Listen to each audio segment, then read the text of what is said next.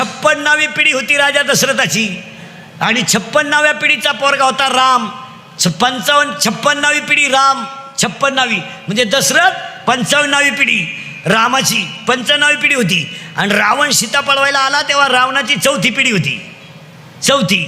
रावणाची 4थी पिढी होती. पुढं ब्रह्मदेव, पुढं काश्यप, पुढं श आणि रावण, ही 4थी पिढी होती. रावण सीता पळवायला आला. आत्तापर्यंतच्या एकाही ग्रंथात रावणाचं वय नाही, कारण त्या पठ्ठ्याच्या वयाचा अंदाजच कोणाला आला नाही. मी काढून देतो तुम्हाला 2 मिनिटात, पटलं तर बघा. रावणाला बायका होत्या 80,000 ठोक. मग वर्षाला एक बायको धरा, किती झाले? 80,000. बरं त्यानं जलमल्या बायको केली का? पहिले 15 धरा.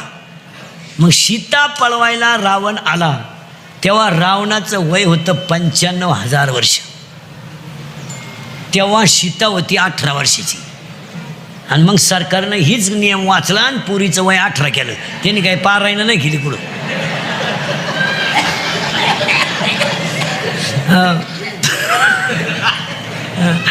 ऐका आता, सीता पळवायला रावण आला तेव्हा त्याचं वय होतं 95,000 वर्षे.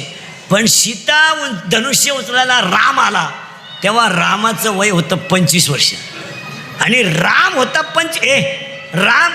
राम होता 25 वर्षाचा आणि सीता होती 18 वर्षाची. म्हणून सरकारनं पुरीचं वय केलं 18 आणि पोराचं वय 21 का केलं? तो 25ला लईच येडेवानी करील. आलीवर तर 2-3 वेळा बाप उचलून आपटाय बसलाय. मग ते 4 वाजा केले आणि पोराचे केले 21. आता पोराचे सरकारनं केले 21 पण देवानं केले 41. रेंज गेली काहींची, रेंज.